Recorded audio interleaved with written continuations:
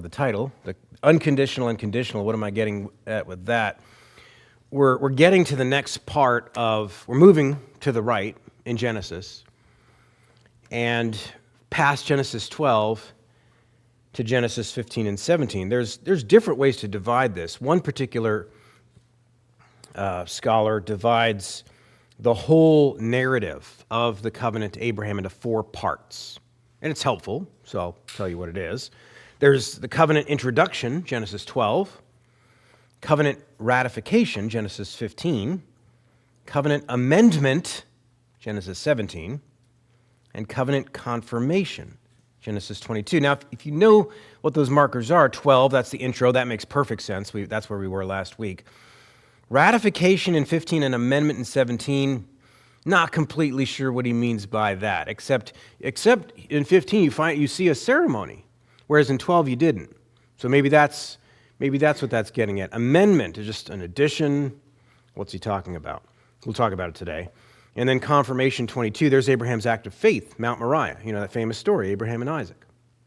Okay, I think that, and there's more promises that come there. So that is part of the narrative. That's helpful.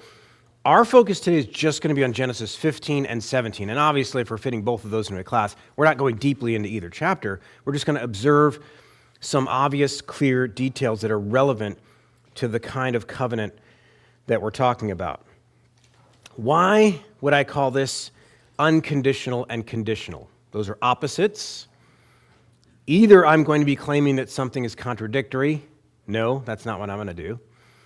Or, here's what I'm going to do. I'm going to suggest that these two things actually go together, that they're dealing with different questions. And this is relevant because we do the same thing to salvation in our own lives that people do with the covenant. And that makes sense because our salvation is inseparable from this covenant. This is what we've been grafted into. So a lot of people have emphasized the difference between the Abrahamic and the Mosaic purely in terms of the unconditional nature of the former, to Abraham, and the conditional nature of the latter. And just to put it in slightly different terms, a lot of people will, if you ask them what's the difference, they'll say, well, with Abraham, there's a principle of grace that's crucial or at the center, and with Moses and at Sinai, there's a principle of works. That's the way a lot of people will describe it. That was not the traditional Reformed view. Every lie is a twisted truth. I don't like the word lie here. Every error, every slightly misfire is based on some truth. There's something there. But the school that follows Klein, I mentioned Klein 2 times ago out at Westminster West, formerly. They'll even borrow from a distinction that it was made popular in the mid-20th century. So in the mid-20th century, there was all these discoveries of ancient Near Eastern documents. Some of them were discovered the previous century, but all these writings are being done with them. And they'll look at ancient Hittite treaties. And they make a distinction between 2 kinds of treaties. There's one guy in particular, a guy named George Mendenhall, who wrote a book called Law and Covenant in Israel and the Ancient Near East. And Klein gathered a lot of stuff from this in his covenant theology. So the Westminster West crowd makes a big deal about this distinction. And the distinction is this. One kind of treaty is called a suzerain treaty. And a suzerain is like the big king on the block. So there's some war that happens, there's some oppression that's happening, slavery maybe, and the big king comes in and he delivers some little neighboring tribe. And then he enters into covenant with them and says, hey, because I did this for you, you are now bound to me, and I'll be bound to you too, but I'll do these things for you, like I've already done for you, and you will do these things in return. And then they have some kind of ceremony, and then they take the treaty and they make a copy of it, and both sides get a copy, and they each put it in their religious temple or whatever. So what did I just outline there? Well, I just gave you 4 or 5 elements of a covenant that you actually find in the Bible. In Deuteronomy, the whole form of Deuteronomy they observe is after this format. Exodus 20, where the Ten Commandments are. So you have a historical prologue where you hear, I, King so-and-so of the Hittites, delivered you from such and such. Therefore, you owe me these things, et cetera, et cetera. And so anyway, these scholars are looking at this and they say, that kind of looks like it's as if Moses was aware of these kind of treaties and just like a form of literature. And he put, by the Holy Spirit's inspiration, he used this kind of form, this kind of treaty in order to communicate God's relationship to Israel. And you have that especially in God's relationship to the people at Sinai. On the other hand, there was another kind of treaty. It was called a royal grant. And a royal grant was one where the king would deliver them and would not exact any stipulations on the other side. It was just unilateral. It would just say, I am the king, I did so-and-so to you, I will do such and such for you. It's just completely unilateral, and it is by grace to highlight his generosity, whatever the case may be. There's actually a kind of ceremony that goes with each of these as well, which we'll get to. And so what these scholars that are more Christian scholars and borrowing this stuff are gathering from this is that's the difference between the agreement with Abraham and the agreement with Moses. And that's reflected in the difference between what you clearly see in Genesis 15 and what you see in the later covenant ceremonies, for example, in Deuteronomy 28 through 32 at the end, and even in Joshua 24 when they're already in the land and they reenact this and they repledge themselves and so forth. And so you have this one that is all by grace, and you have this one that it's gracious, grace got them in, but there's clearly a works principle. Now, some of you might be thinking, man, this is a Reformed view? That sounds almost a little bit like at least partial dispensationalism, maybe part of Lutherans' distinction between law and gospel, and the Westminster West crowd has gotten some of that criticism. Needless to say, most scholars look at this and say, okay, I see something there, but if that's how you're going to explain the whole thing, that's a little too simple. And so it was not the traditional Reformed view. So let's look at this. First, at the unconditional foundation of the covenant of grace. Actually, the outline first that we'll observe. I might have clicked twice. I'm on lag, so I can't. I can only see. Sorry, I'm having a conversation with myself. What slide? Is it on the outline slide right now? I clicked it twice because I wasn't thinking. Just give me a thumbs up if it's on the outline slide. Yeah, I can't see that. I'm blind as a bat. Okay. I see where it is now. So let me tell you the outline. So now I'm going to slowly, I'm not going to do that again. I'm not going to click. Okay, the outline today. And this is on the second page that you guys have. But we're going to look at the unconditional foundation of the covenant of grace. Then we'll look, secondly, at the conditional elements of the covenant of grace. And then, thirdly, we'll get to the third. We won't get to the fourth, which is good because it's. I actually want to make more of a deal of that, and we'll do it when we talk about Moses. That's a lot of lag. Sorry. Let's get to the first point first, the unconditional foundation of the covenant of grace. What I'm suggesting here, if you didn't catch it, is that when I say that's too simple, I'm saying both are in play. The covenant that we'll see with Moses was both unconditional and conditional. The covenant with Abraham that God makes here is both unconditional and conditional. You say, well, that's contradictory. It is if we're talking about in the same time in the same relationship. But if we're attaching those words to different things, unconditional in what sense? Conditional in what sense? There's the question you want to ask to parse that out.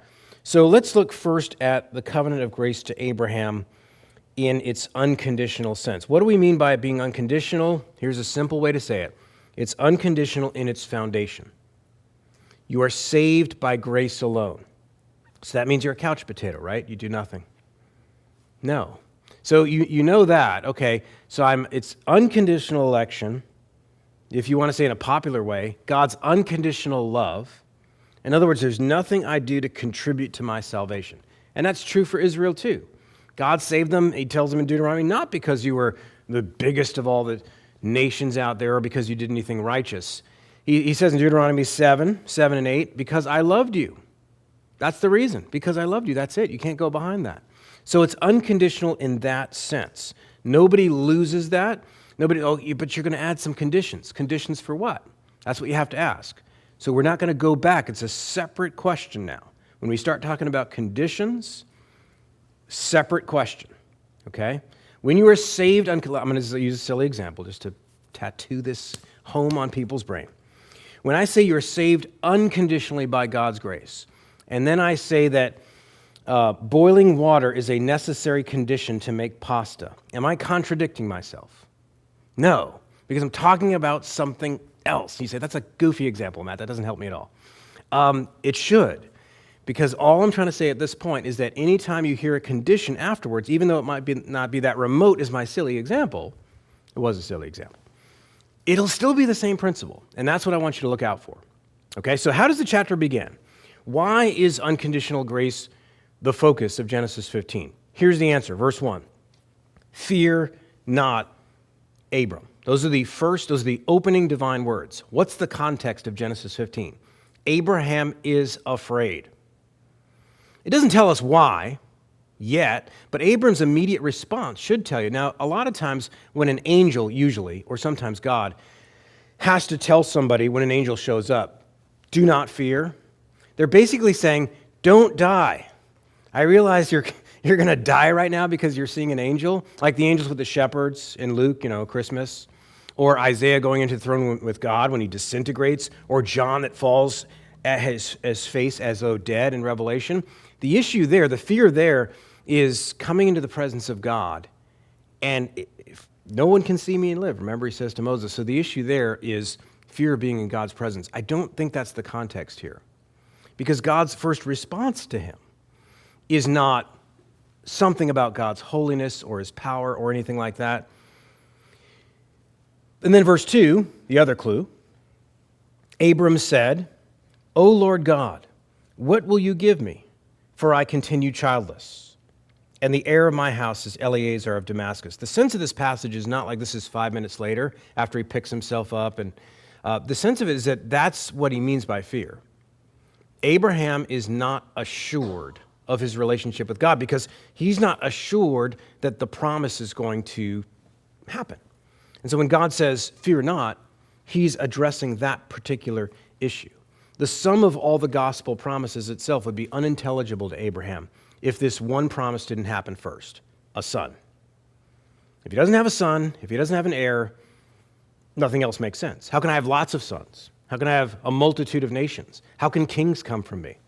How can in you all the nations will be blessed? How can any of that happen if I don't even have one son? Now, so the details differ between Abraham's problem and our problem. He's in a unique position in redemptive history. But if you just leave that aside for a second, his problem is exactly our problem. We want assurance of God's covenant love for us. And so the question is, when God wants to assure his people, what does he tell them? What does he show them? Does he show them a mirror, something about themselves? Or does he show them a window to something he's doing, something that Christ is doing? And if you put it like that, then the answer becomes very, very obvious. So this is the context that's going to highlight in Genesis 15 the unconditional dimension of the covenant without inflating it, without us saying, well, yeah, but in Genesis 15 it's all of God's grace. And then somebody else says, yeah, but in Genesis 17 there's a bunch of conditions. That you should never be a pendulum swinging like that. You should instead say, wait, what's the context of Genesis 15 versus the context of Genesis 17? So look at the nature of the ceremony itself in Genesis 15. Let's focus on just a couple of details. I mentioned all that 20th century ancient Near Eastern treaty stuff. Michael Horton picks up on that. Anybody at Westminster West does, but I'm just going to use Horton's material here in his book, God of Promise. He picks up on this distinction between the suzerain treaty, which is conditional and bilateral, versus the royal grant. So Horton says, the former is conditional while the latter is an unconditional promise on the part of the suzerain or the great king. That's why Klein calls his main book on the subject, he's got a lot of books on the subject, the Treaty of the Great King, capital G, capital K, because the idea is that God, Yahweh, is the actual great king, and that's why Israel is forbidden to make treaties and alliances and things with other nations, go back to Egypt, all those different phrases throughout the prophets, because that was a worship issue. They were committing adultery against God by making these treaties with other nations, because God alone should be sufficient for them as their great king. Okay, so Horton starts theologizing about this. Sorry, I totally missed that last. Now I'm going to click twice, because I'm pretty sure mathematically that works out. I'll find out in a second. But Horton begins theologizing about this, not in Genesis 15, but in Galatians 4. So we're going to look at Genesis 15, but a little bit at Galatians 4 too. And here's what Horton says.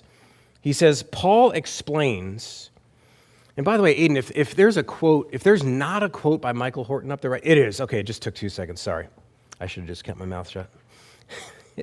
I'm on like a 30-second delay here. But Horton says this. He says, Paul explains that in other words, in Galatians 4, that there are two very different types of covenantal arrangements in the Old Testament itself. Paul speaks forcefully in Galatians 4 of two covenants, two mountains, and two mothers.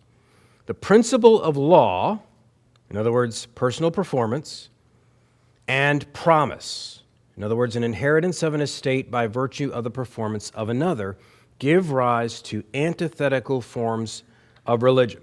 Now, that's accurate as far as it goes, and it's very important. So why am I quoting Horton if I disagree with him so much a couple weeks ago? Because on this point, I think he does a good job. It's a very important point as you're reading Galatians 3 and 4, like those whole chapters, to realize that Paul is making a sharp contrast between two different ways to relate to God. And that's not just about the covenants. Oh, that's neat in redemptive history. That explains things about the people group that belonged to Abraham. No, that explains stuff about how you preach the gospel accurately. That explains what kind of things you should be looking for when you're looking for a church, and for preaching and emphasis and so forth. And there's other places where Paul talks about the law being good, and he synthesizes and he shows things going together. But in these verses, in Galatians 4, and it's specifically verse 21 through 26 that Horton's talking about, there Paul is making a sharp contrast between two fundamentally different ways to relate to God. And there's only these two ways. It's either by your performance or it's by God's promise. Or to say it another way, it's either by your performance or it's by the performance of another, Christ. And that's what faith does, is looking outside of yourself toward the performance of another. So Horton does a good job of this. Now, whether or not these two kinds of ancient treaties represent that, I'm going to have some more to say about. But returning to the crucial text, Genesis 15, just note a couple things about the ritual. First, the physical landscape. God told Abraham in verse 9 and 10, "Bring me a heifer 3 years old, a female goat 3 years old." I don't know how to do anything anymore. A ram 3 years old, a turtle dove, and a young pigeon. And he brought him all these, cut them in half, and laid each half over against the other. But he did not cut the birds in half. Now, let me paint that picture for you. I looked for pictures about this. They're not good. They're just goofy and not helpful. So I'll just describe it. So picture the heifer, the ram, the turtle dove, and the pigeon. He cuts them all in half. And he takes the heifer first. So I don't know how he does that.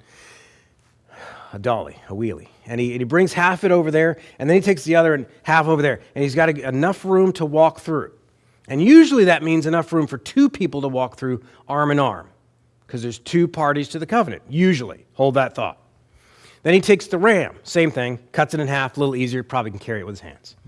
Then he takes the two birds, same thing, half over there, kind of like a runway. Instead of lights, they're the parts to the animal pieces, laid out enough where they can walk, 20, 30, 50, 60 feet through the pieces. Now, according to Robertson, in his book, Christ of the Covenants, he says, these actions established an oath of self-malediction. Why? Well, it's because, just like all the animal sacrifices, it's bloody, it's costly, it shows you the seriousness of sin. That's usually what's going on there.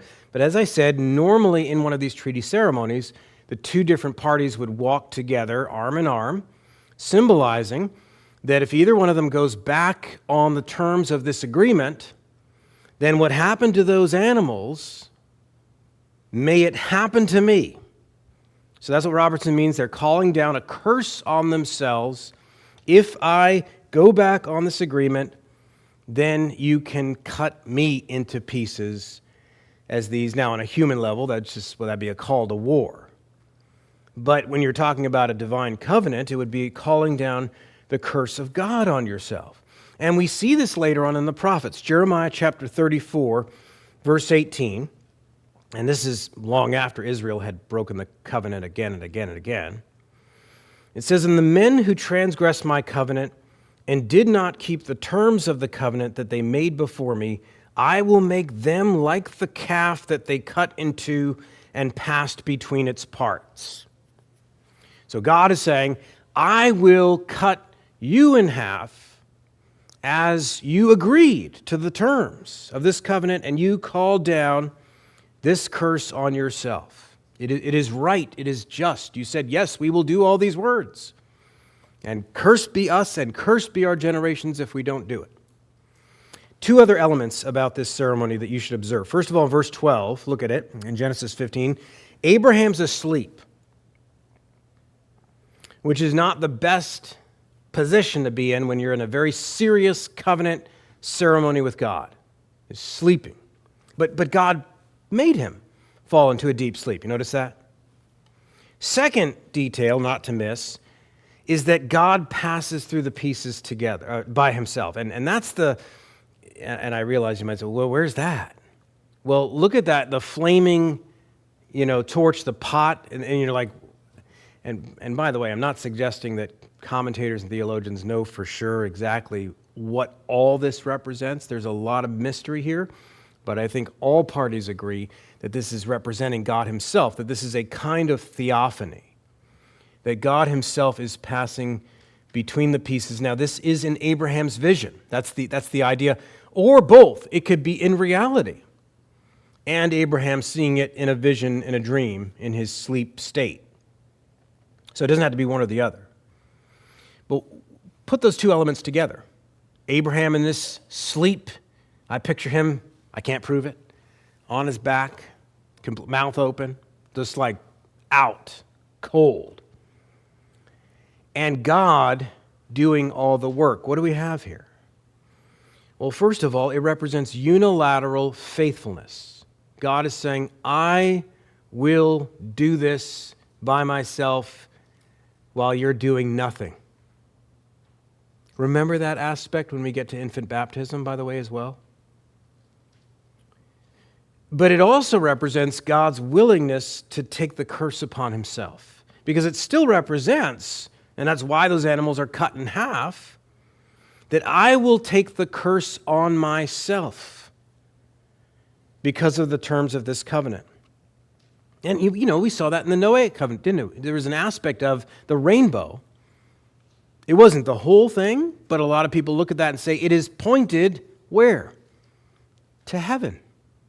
And so the imagery there is that God will take that arrow himself to guarantee the promises.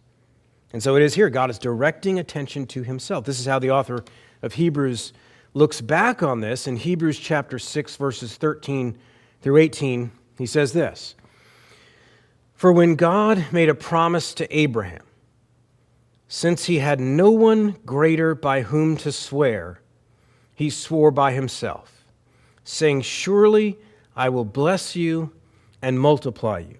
And thus Abraham, having waited patiently, obtained the promise.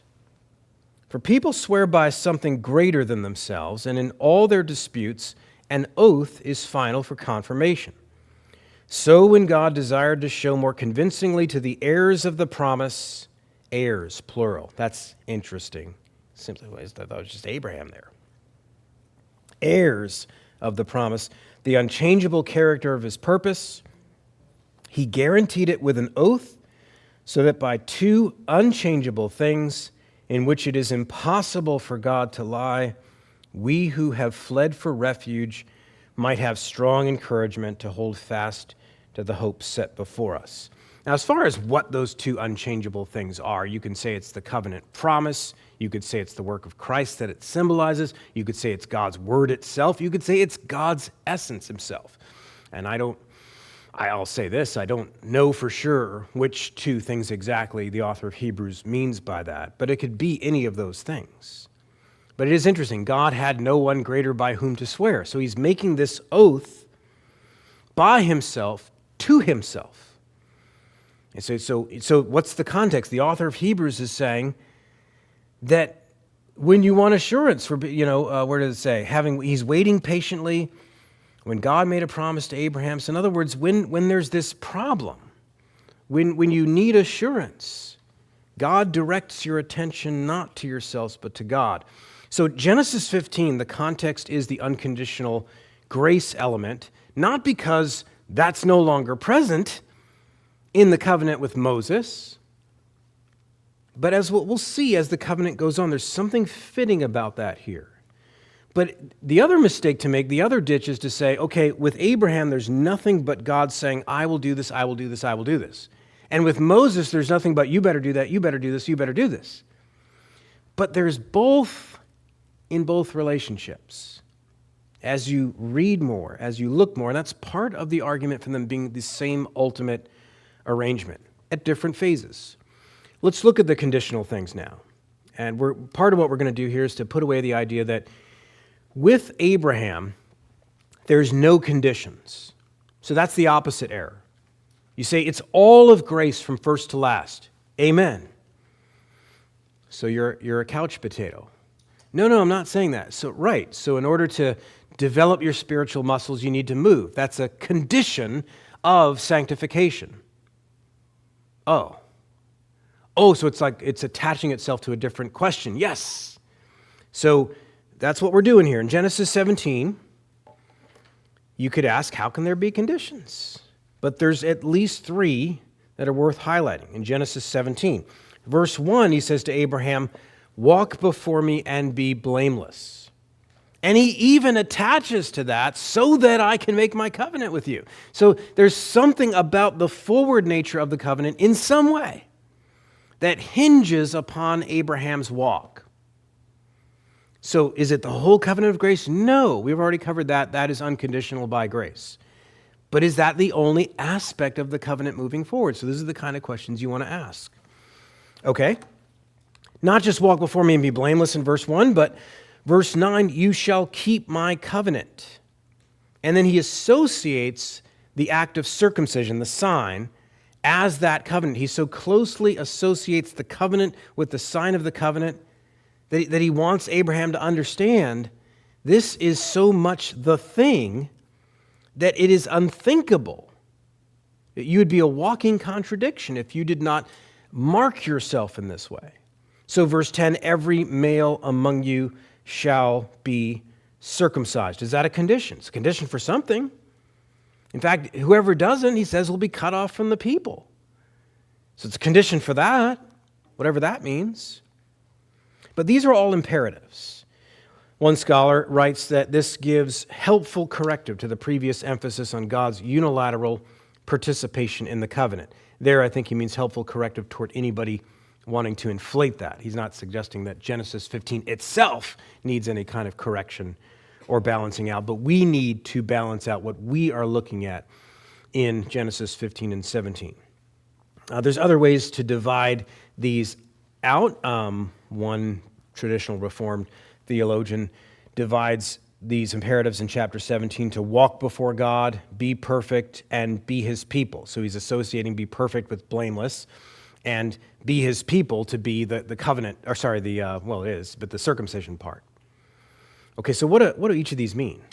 Walk in the Hebrew, halak, that is used in a very, very, very rich way throughout the Old Testament. Walking with either God or with some other person is filled with meaning of personal relationship, intimacy, but also careful observance. I'll just give you a couple of examples.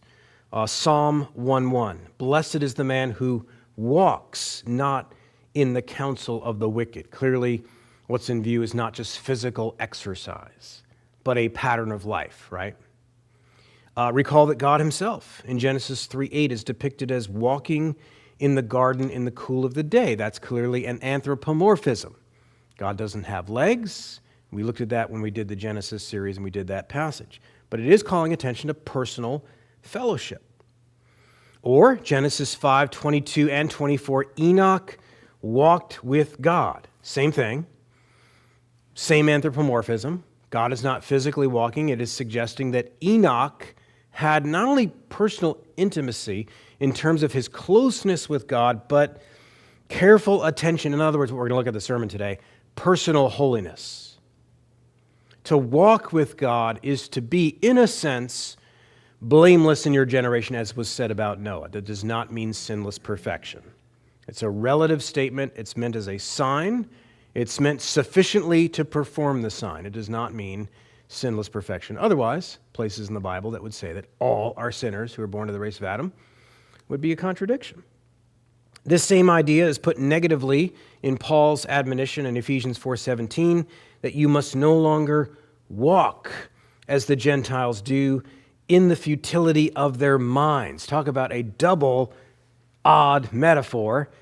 Walking in a mind, how do you do that? You don't. Literally, it's a metaphor. And it's the same one. Don't walk as they do, meaning in a way that is wasteful and chaotic and erroneous. That sort of the darkened mind and all that stuff, stumbling around, not knowing where you're going, is a moral statement. But beyond that, in the Genesis passage that says that, it's coupled with the phrase, before my face. And I says, well, I thought it said before me or something like that. But that prepositional panaim is the word for face. And so when you see in very famous passages, all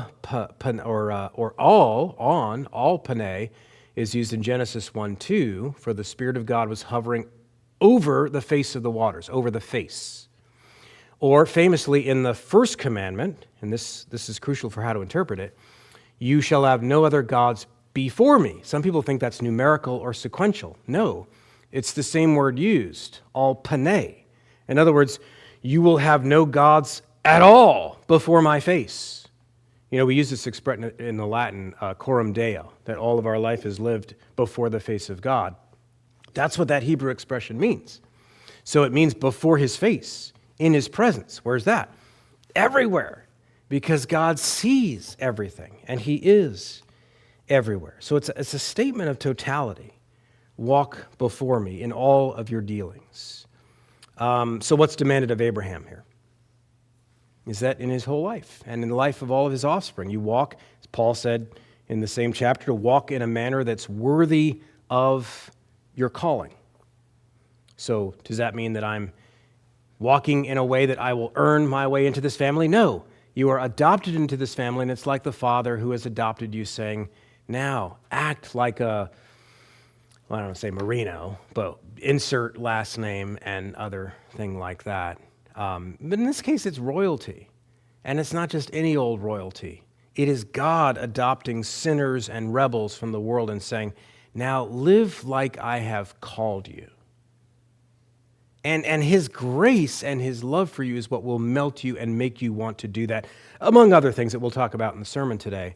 Not a fear of confusing the question and saying, okay, so if I don't walk like that, then he's going to take it back. No, he's going to tell you this, and this vision and this reality is going to so capture you that you begin to walk in exactly that way. What do people that follow that, those two treaties, Horton and people like Klein, what do they say about the conditionality of this covenant? Same covenant, Genesis 17, same Abraham. And so what do they say, for example, about circumcision? Horton says, and they allow, so I'm being fair here, they allow that there's that reality there. He says that this rite is not treated as a condition of inheritance, but as a sign and seal of the inheritance for the heir who's already entitled to it. I agree. And that's still a condition of sorts. So we have to get used to using condition. Condition for what? Same thing with necessary. Works are necessary. So it's 99% grace or 1% grace. Necessary for what? You forgot to ask that all-important question first. Necessary for God to be glorified in this particular sphere? Absolutely. Necessary for you to earn your way back into, you can't earn your way back into his love. So we got to ask those questions. Horton recognizes elements in the narrative in which Abraham is receiving something as a consequence for some prior action. So think just New Testament verses. Draw near to me, and I will draw near to you. There are things we do that God fixes consequences to. But that's inside of that circle of grace, not getting back outside and trying to sneak back into the front door. And so, for example, the obedience of being willing to sacrifice Isaac. God uses language that gives Abraham more good stuff, seemingly as a result, and it is a result, of Abraham's obedience and his faith and trust in God. Oh, that's outside of grace. No, it's not. It follows that same pattern of grace. The words of Genesis 22:16 through 18 suggest reward as a consequence of Abraham's action. Horton recognizes this. He even quotes Klein about the opening of Genesis 15 having a connection. So even Genesis 15 will kind of hint at a reward Abraham is getting as a result of prior action. So right before Genesis 15 was what, if you remember? Genesis 14, you had the War of the Kings. And after that war, Abraham is confronted by the king of Sodom and others, and they want to give him all this stuff, this tribute. And what does he say? Nope. I don't want it to be said that I got wealthy from you. So he faithfully refuses that tribute, wanting to receive only from God. And so Klein says about this, the term here in chapter 15 at the beginning, when God says, I am your reward, remember he says that, the term sakar, reward, is used for the compensation due to those who have conducted a military campaign. So that word is specifically used for that. Really? Yes, Klein proves that. He says, in Ezekiel 29:19, it refers to the spoil of Egypt, which the Lord gives Nebuchadnezzar as wages for his army. Isaiah 40, verse 10, same thing. Isaiah 62:11, same word is used in the same way. The imagery, okay, is that a black screen back there for you? It's all right. I'll figure it out. The imagery of Genesis 15:1 is that of the great king honoring Abraham's notable exhibition of compliance of covenant duty by the reward of a special grant that would more than make up for whatever enrichment he had foregone at the hands of the king of Sodom, for the sake of faithfulness to Yahweh, his Lord. I'll give you another biblical example. Job, at the end of Job, is repaid. He has restored to him countless other sons and daughters, whatever. Remember at the beginning of the book, his sons and daughters and their families were wiped out. And he suffers all these other different things. And at the end of it, he is restored, I forget how many fold, all of those things. And was that going against God's grace? Did Job earn it by all of his suffering? No. But God does reward, just as Jesus talks about to the disciples in Mark 10, that no one has left father or mother or sister or brother that I will not reward with. It's a reward? Oh, that's not grace then. No. That's not the way those words are being used. Okay? So even in Genesis 15, where it's all of grace, you get these hints that certain things Abraham does are fixed to certain rewards to be expected. It's not something merited by him, not something God owes him, but something God wants us to see happens or goes with that. Okay, one other covenant theologian who goes into this, Gerhardus Voss, he says the covenant is unilateral in its origin, bilateral in its essence. Let me pause there and explain what he means. This covenant of grace is unilateral in its origin. Has to be. If it's by works, then it's not of grace. If you contribute anything to make God decree that he will save you, to set that into effect, or to regenerate you, if you do the slightest thing that causes him to do it, then it's not of grace. And you earned it. Something about you, something distinguishing in you is what separated you from someone who's not saved. That's not the case. And so Voss is saying that the cause of this covenant, its origin, is unilateral. But its essence, its nature, it's got stuff about it inside that circle that's bilateral. So God saving Abraham doesn't make Abraham go away. It makes Abraham more like an Abraham. It makes him more human. It makes his mind and his will and his heart and his hope and looking forward to the promises turn on. So now it's bilateral. The Christian is someone who's more alive than a non-Christian. Okay? And specifically, Voss says, faith in Genesis 15:6 and Romans 4:3 stand for the unilateral or the unconditional element, but then walk with God in Genesis 17:1 for the bilateral or the conditional element, and he lists Ephesians 2:10 as well. So in other words, we were created in Christ Jesus for good works, which God prepared beforehand that we should walk in them. So it's like he lays the tracks, gives you the feet. You know, Proverbs 69, the heart of man plans his ways, but the Lord directs his steps. So it's like he's laying the track, and he's the one putting coal in there. He's the one doing all that. But yet you, the real you, are picking up steam and moving more than you were before. And so you see this in Genesis 17 also with the sign of circumcision. He's saying, this is my covenant. You're my covenant people. And that obligation is not contrary to grace. It makes sense of other things. Let me just give you two things that this makes sense of. And, my picture, I wish it was more, but on that second point, I have the same basic picture as the first point, but I added to it, for the blessings and cursings, I added the word conditions and two solid arrows. Before, the solid arrow in Genesis 15 was coming from grace alone. That hasn't gone away. The origin is still grace alone, but the picture has shifted. It's a different subject matter here. So I've got the grace alone arrow in that picture. Now it's a dotted line, not to make it go away. It's still there in the background, but it's not the focus of Genesis 17. The focus here is Abraham, do this. Be like this. Mark your son and all those who are in your household.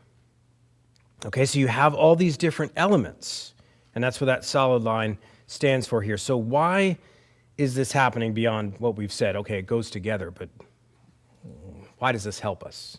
There's a lot of things I could say, but I'll just give you two. This makes sense of the fact that Abraham was father of Israel in two ways.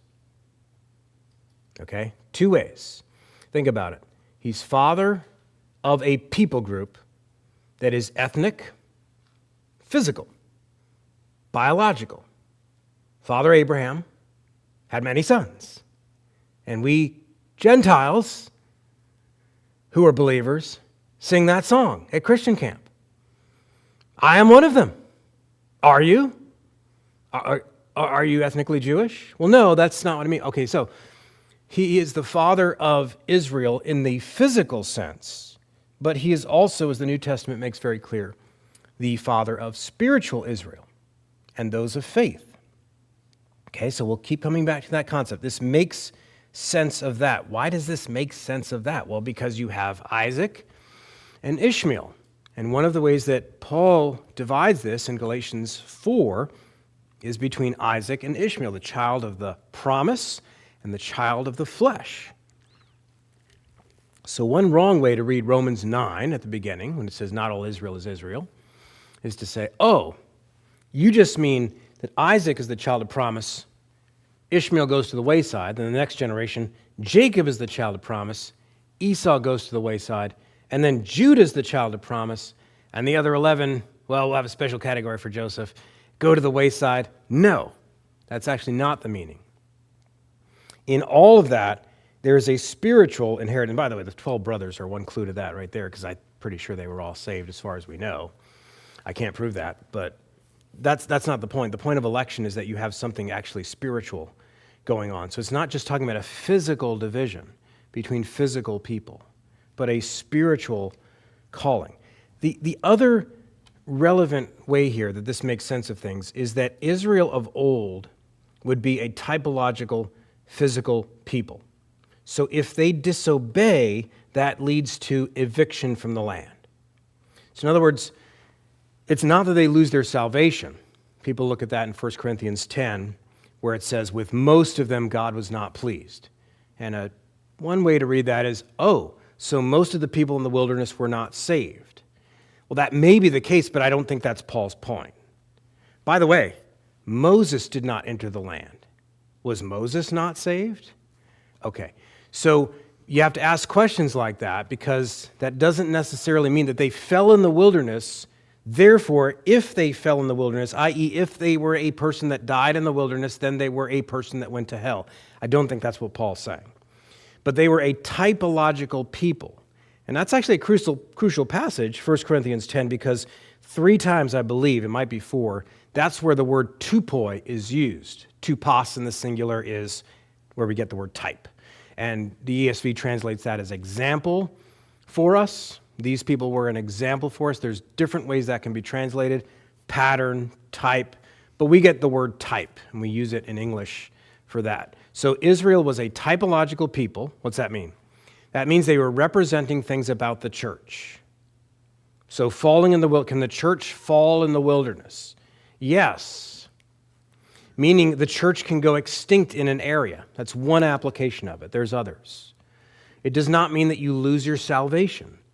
So, I'm just going on this rant here to show you one way that blessing and cursing, so if it doesn't mean you lose your salvation, this is typical of American individualism. If I can convince you that that doesn't mean you lose your salvation, a lot of people will go, and then check the brain at the door, not really interested in all that other stuff. I just wanted to know if I'm in.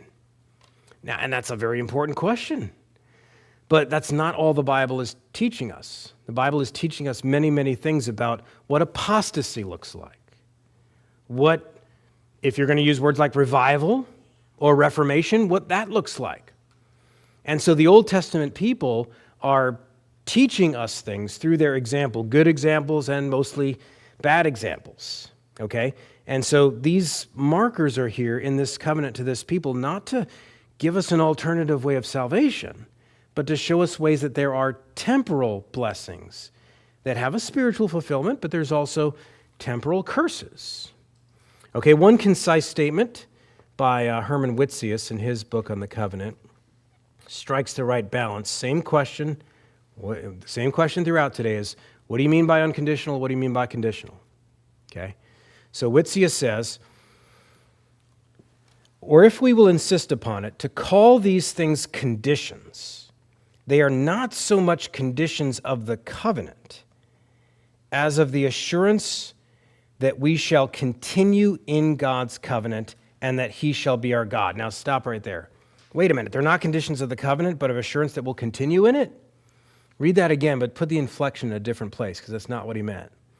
But of the assurance, our assurance, we have a felt need. Now here I'm using that in a good way. We have a perceived need. And it's a good and it's a natural need to know that we are loved by God. So there's no conditions in the covenant, it's the foundation of the covenant itself. God does that by his grace alone. One of the reasons the conditions are there are to put signs, markers along the path to show us, yes, you're on the right path. Yes, this is what it looks like. Yes, this is an evidence of grace. So that's what Whitsius is saying. Not that there's conditions of the covenant, but that this is about the assurance that we shall continue in God's covenant, that he shall be our God. And I make no doubt that this was exactly the meaning of those very learned divines, though all of them have not so happily expressed themselves. So Whitsius, I think, thinks he has happily expressed himself. I think he has. I think it's a good way of saying it. He's basically recognizing that, look, my reader, I know when people talk about this, there's a billion ways to get confused, and I understand that, and you're not alone. But here's what that means. Okay, this is what the conditions mean. Okay, then you get into some deep theological stuff that I don't don't necessarily want to get into with this amount of time left. But I do have another slide. I'll just point to one more slide where I give just 4 principles of reconciling the unconditional and the conditional. And these are 4 principles that show the how of this relationship, how they go together, and the why of this relationship. I can show you that the unconditional aspect and the conditional are not contradiction. They go together. That's a good thing to do. But to me, that's not enough, because you're still going to say, well, why would he say that, though? So if I say to you, Paul, in 1 Corinthians 15, 1 and 2, when he says, I would remind you, brothers, of the gospel that I preached to you, in which you stand and by which you are being saved, provided you continue, unless you believed in vain. So some good conditional words there. And if somebody says to me, what? I thought you said it was all by grace, and now you're saying that if you persevere till the end, essentially. And I say, yep, those who persevere to the end are the same that God preserves till the end. That is by God's grace. He does that. But that's a necessary condition. If you want to get to heaven, you must step into heaven. You must go that direction. Oh, okay, so they go together? Yes. And for a lot of people, that's enough. But then some people are going to still ask, well, then why would Paul say that? Why would he use that conditional language? Why would he say unless? And there's a couple of answers, but one is that some people do believe in vain. There is such a thing as a hypocrite or a false convert or whatever else you want to call them. And so the Bible's constantly telling us, test yourselves, examine yourselves, make your calling and election sure. There's all sorts of ways that it says it. And so that answers to a deep need that we have. And so God's putting these signs along the path, not to take back the front door. He doesn't want us to start over. He's saying, this is what it looks like. Good. It's good news, by the way. You're on the right path. That's why he would say it. He's giving you more and more signs to persevere. That's not your moment to say, oh, it looks like the front door. It shouldn't look like the front door again. It should look like a sign further down the path. So here's my 4 principles. I'll just do this in closing, and I'll open it up to questions. Oh, I think I have this in the right order, that it shows up on there, and it's on your paper. The unconditional is meeting the conditions. So how does the unconditional and the conditional relate to each other? They're not just not contradictory. They go together. The unconditional work of God meets the conditions. So if Jesus says to you, as he said to Nicodemus, you must be born again, what was Nicodemus' response? How?